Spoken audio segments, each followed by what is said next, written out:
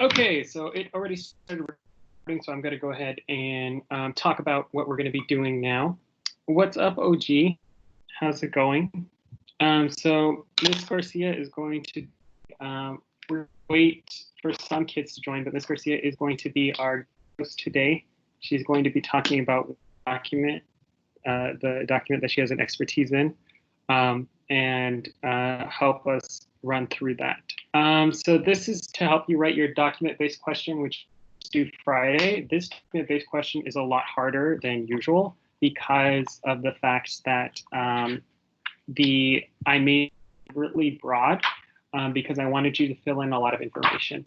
The threads are not as easily tied together. It's harder to kind of develop your own narrative from this.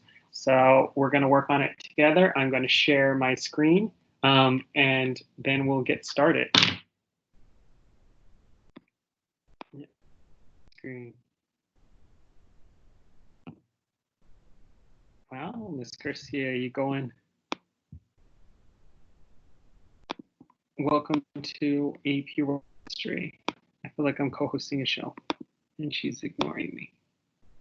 Let me make sure.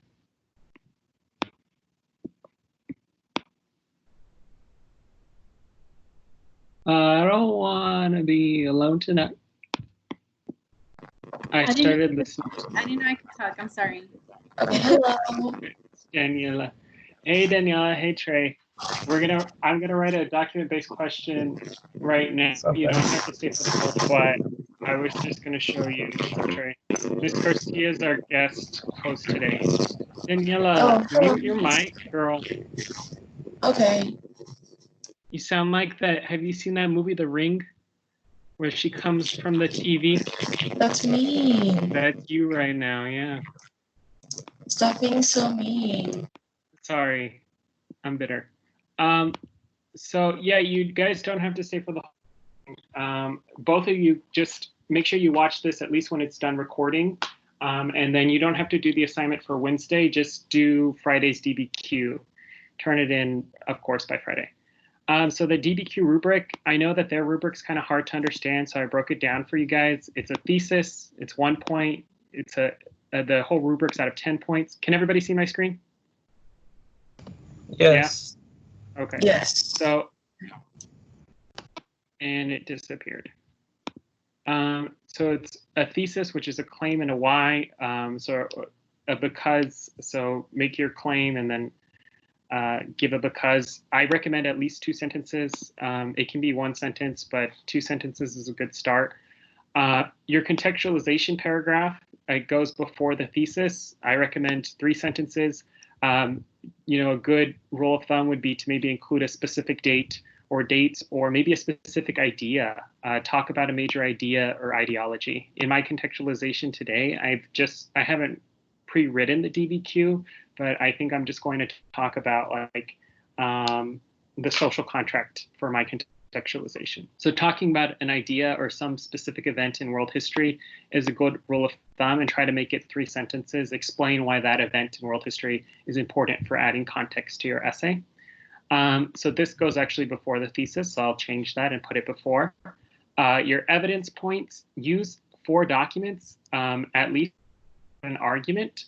So when you're supporting an argument, the way I taught you is to bring parts of your thesis down into topic sentences, and then make sure you tie all your documents to those topic sentences. Use at least 4 to support an argument. I recommend using all 5 documents just to make sure that you have that point, because if one of the documents that you use to support an argument really doesn't support that argument, or the way that you interpret that document is wrong, at least you have a crutch. And that's going to be worth 3 points. So over there you have 5. Then specific and relevant outside information outside the documents. So you need to include outside information outside the documents. A rule of thumb is to include, again, specific dates or define ideologies maybe, or incorporate that outside the document. If you incorporate a bunch of information in your contextualization paragraph, that's good and all, but it still only counts for that 1 point and doesn't count for that. Your analysis and reasoning. For 2 documents, you have to source at least 2. So I recommend sourcing 3. If you have time, source more.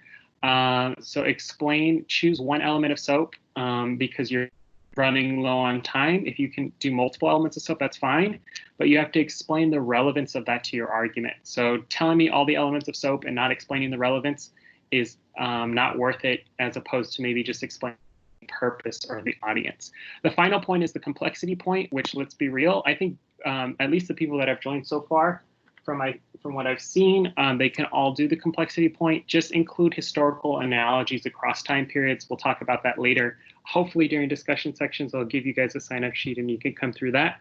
I'm not going to write the complexity point again today in my essay that I'm going to write. Any questions? All right. No. Cool. Ms. Garcia is going to help me analyze the document. So Ms. Garcia, do you want to come? Well, let me actually explain the prompt first, and then I'll start writing the DBQ live.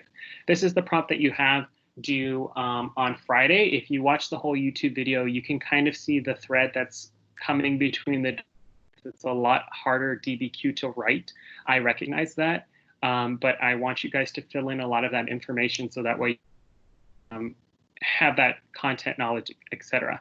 Your DBQ may be very broad just because 5 documents and 1 essay are supposed to determine whether you get a semester of college credit. That semester of college credit can be $15,000 at Georgetown University. Whoa, go Georgetown. Or like, I don't know how much it is at like public universities, but as much as like $3,000 to $5,000. So it's a lot of money. And then you get $100 too from IDEA. So, or I don't know what particular grant, but I'll just say it's from IDEA. So it's a lot of money. So your documents could be very broad and hard to integrate together. So just keep that in mind. You're saving a lot of money and you're getting $100 if you pass this test.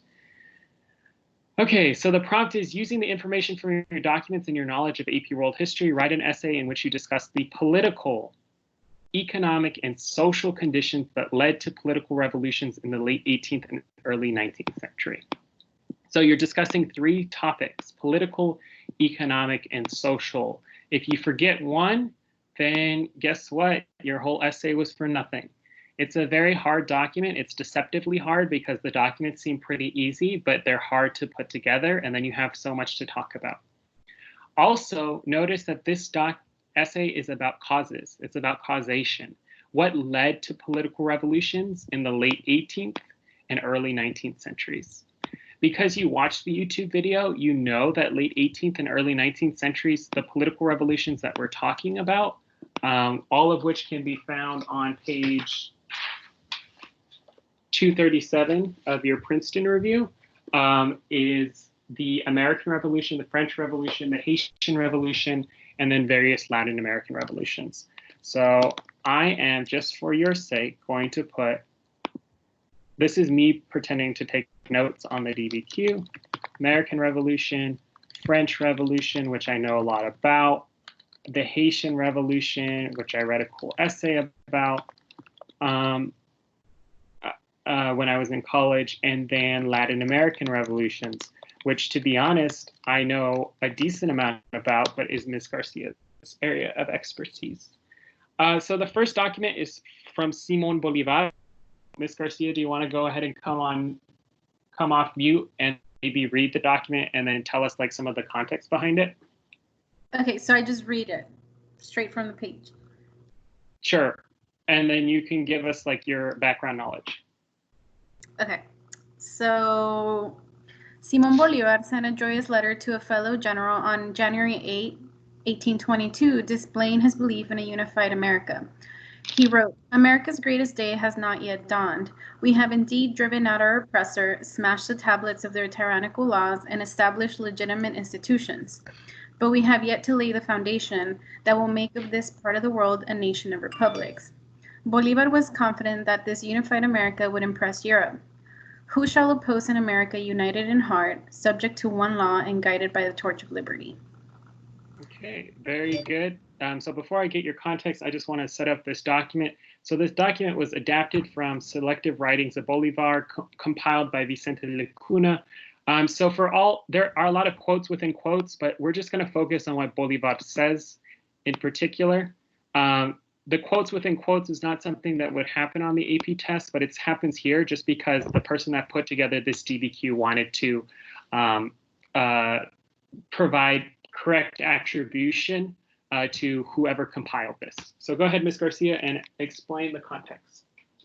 Okay, so, and I've never done a DBQ, guys, so I'm just gonna give you some context. So immediately when I see the date, January 8, 1822, so this is immediately after Venezuela had just become, and not just Venezuela, when we think of Simón Bolívar, we just think of Venezuela, but at this time period, there wasn't this whole concept of Venezuela, Colombia, Bolivia, I think Ecuador. It was a combination of a lot of countries.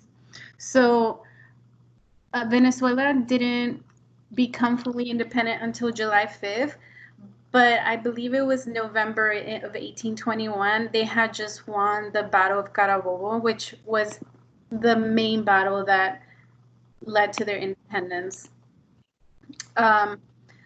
More background information, Simón Bolívar was this wealthy criollo. So he was of pure Spanish blood, just born in Latin America, right? So when he was a teenager, he was sent to Spain, then France, to get his education, which was very common for the wealthy people back then. So he was inspired by the whole Enlightenment in Europe. I believe that you guys have read Rousseau. That was his main inspiration for liberating the Latin American countries from Spanish rule. Now, prior to that, he also really admired the United States and their independence from England, but he did see a lot of differences between the US and South America.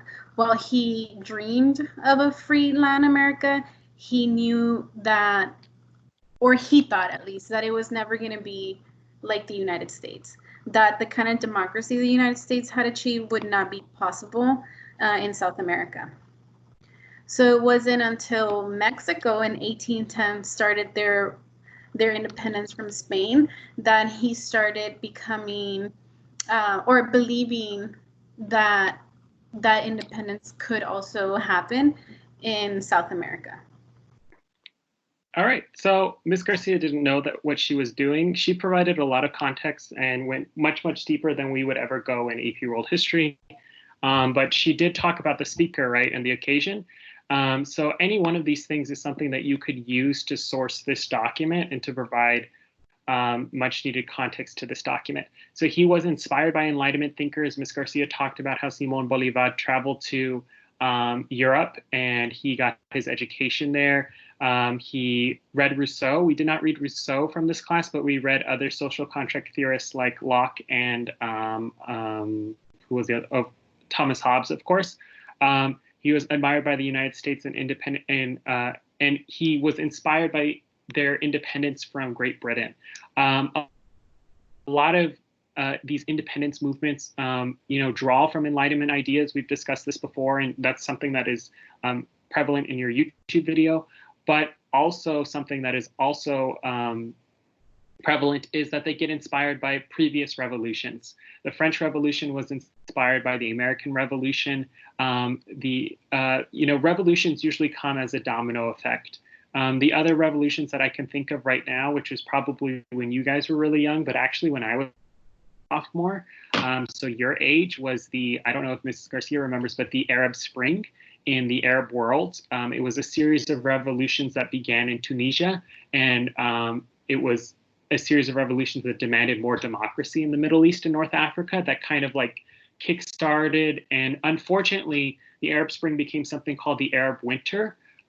This is just a side note, where a lot of these countries that a lot of young people and older people too were demanding more democratic reforms, etc. in the Arab Spring when I was your age. It didn't turn out well for them. There was all kinds of political chaos. The Syrian civil war that's still going on today, that began when I was your age, just about, or I think my senior year of high school, I think. I don't know.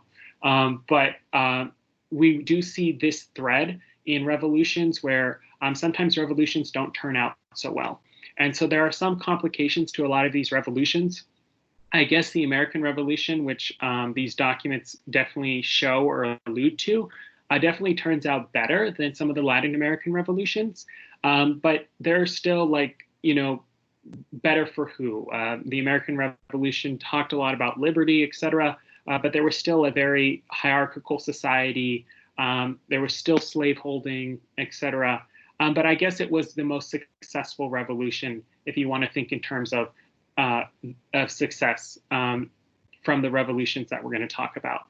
Latin American revolutions, aside from the one in Brazil, and I think a couple of other countries that it mentions in your Princeton Review, were largely unsuccessful for a variety of reasons. I mean, they were successful at getting their independence, but there were still a lot of problems in societies at that time.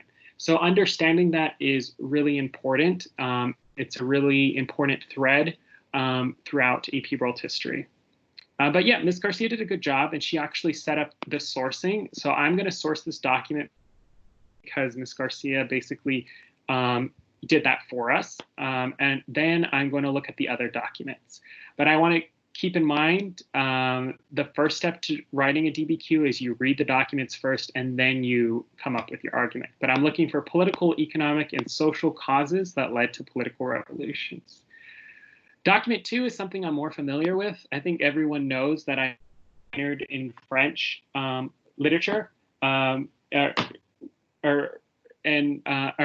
French. And so all we did was read about like French and Francophone societies, etc. So I've read about the French Revolution so many times now.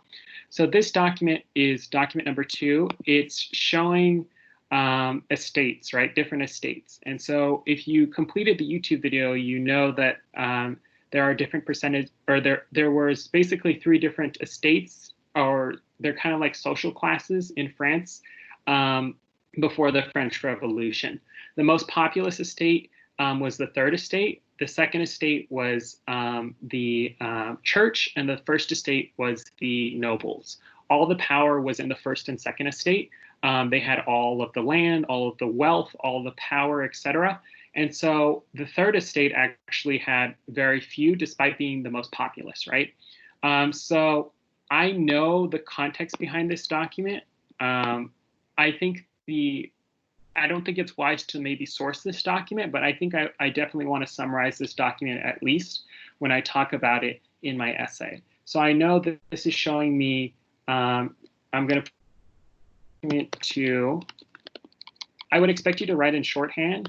When you're writing the DBQ, at least trying to summarize the document-based question. Maybe you're writing it in a journal, like just quick notes, but I'm just going to write it in long form. It's showing the social and economic conditions of pre-revolutionary France, where the, third estate owned so few, was the most populous, but had the least social and, had the least economic resources and power. I also might want to source this document by describing the occasion, right? And so the occasion of this is, I'm just going to talk about after the American Revolution. There's actually a lot of occasion to this. The French government, led by King Louis, I think I said in your YouTube video the 14th, but I meant the 16th, was broke. They wanted to raise taxes, but they were broke because they helped sponsor the American Revolution. They wanted to raise taxes, but they required or they didn't require. So they convened a representative assembly and saw to it, convened a representative assembly that included all three estates. The third estate, looking for more political power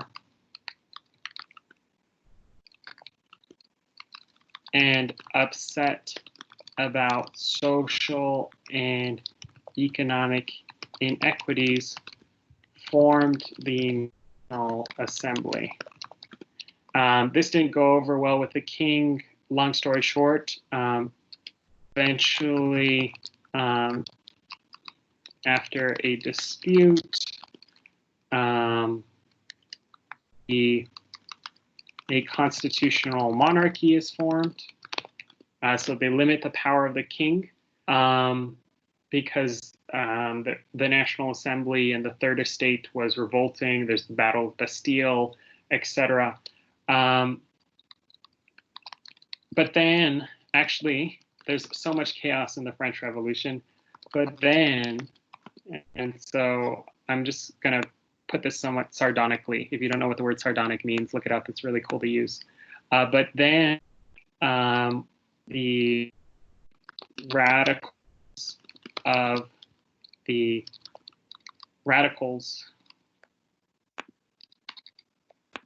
demand more. They actually executed. They didn't want a constitutional monarchy. They overthrew it. Jacobins and Maximilien Robespierre come to power. They start this thing called the Reign of Terror.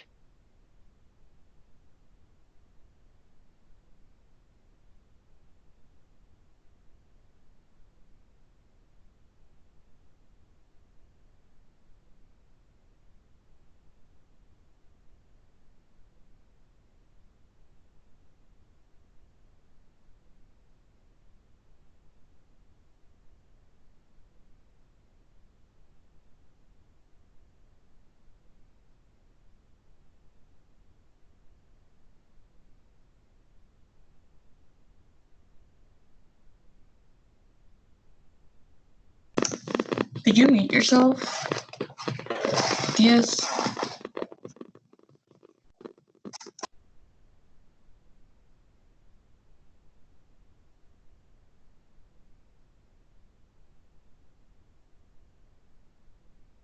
Daniela, his computer froze, I think. Oh, okay. Oh, he left. My man got lagged out. Rip.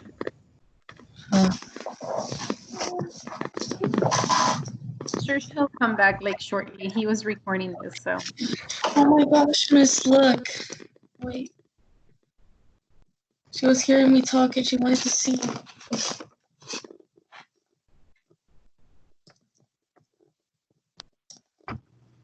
I didn't know you had a dog, Daniela. Yeah, I have a dog and a bird. I've seen your.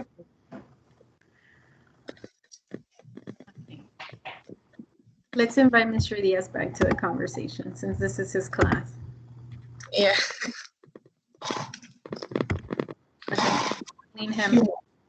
There you go. She wanted to be covered by the blanket. Oh my gosh, she's such a fun.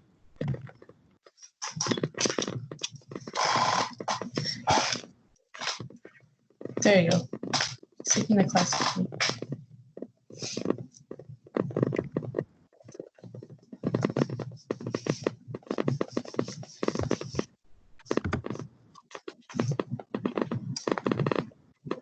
Oh, he's back. Yeah, he's back.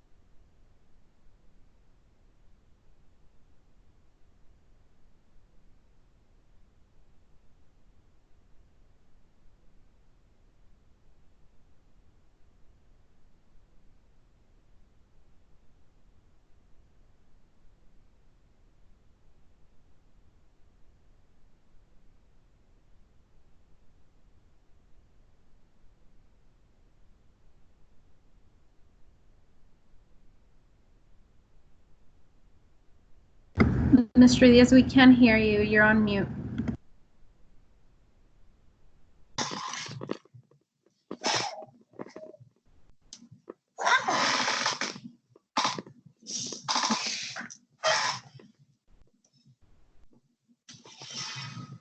Oh my gosh, what the heck?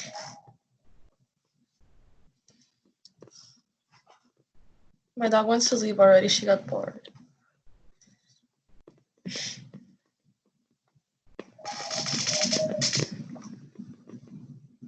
Why did he leave again? He just needed to unmute himself.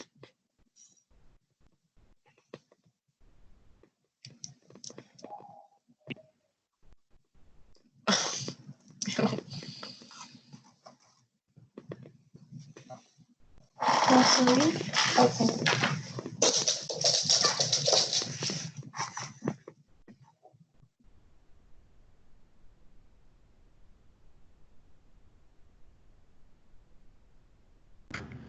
You're still muted, Mr. Diaz. Diaz, do you know how to unmute yourself? Was I muted for the whole thing? Yes. And then you Wait, left. what? We were telling you to unmute yourself. I wasn't. What the heck? Dismiss. But not It- for like the whole 27 minutes. Oh, no, not that. Oh, okay. It No, might I meant be- right now. And when you left again. Okay. That's good. I really don't like Teams. Well, then switch to, what's it called? Switch to Zoom. No, Why? because Zoom's. And then give the occasion. You give the occasion. The occasion itself is you can talk about, or just talk about how the occasion. This doesn't really pan out. This doesn't really come true. There's all kinds of people in prison during the Reign of Terror. All the ideals of the French Revolution. You could be like a very cynical person and say like the ideals of the French Revolution die because they end up with an absolutist dictator in Napoleon Bonaparte.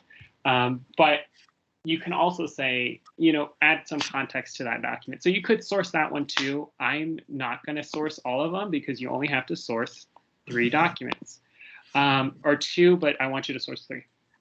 The reason men enter in society protect the property. This is from John Locke. We could talk about the speaker.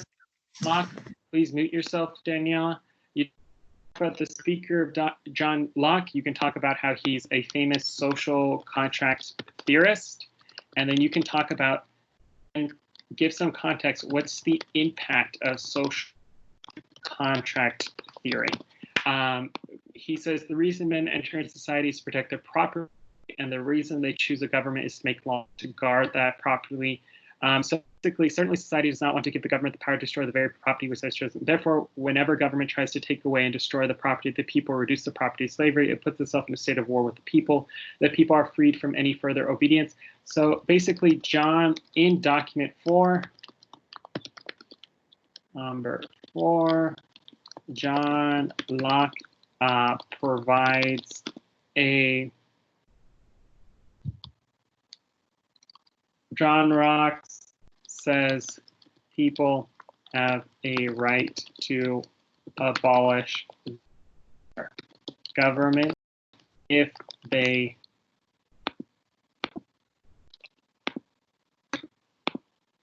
go after an alienable right of property. And then finally, document 4, you can also, this one, you can source all of these documents and add some really cool context. But in 5, this one everybody should be familiar with. We hold these truths to be self-evident that all men are created equal, that they secure governments are instituted among men, that any form of government becomes destructive of these ends, is right of the people. TJ says that it is just to abolish governments, right? If they are tyrannical. which is novel because previously, before social contract theory, before the Enlightenment, people thought that governments, especially in Europe, had divine right to rule, that God told them that they could rule. So social contract theory is impacted in that way. You can source this document by talking about Thomas TJ is influenced by the Enlightenment. You can source this document by talking about the occasion, Enlightenment thinking again. Particularly, he's influenced by John Locke. You see all those kind of elements of John Locke. Enlightenment again, talking about what happened before the Enlightenment. So pre-Enlightenment, it was stuff like divine right to rule. Okay, good. Yeah. Should I write the essay? Or is that good enough? I think that's good, right? I'll write the essay at a later time. Okay. I'll give you guys a chance to do it your own, but that's a good context. All right, I am done.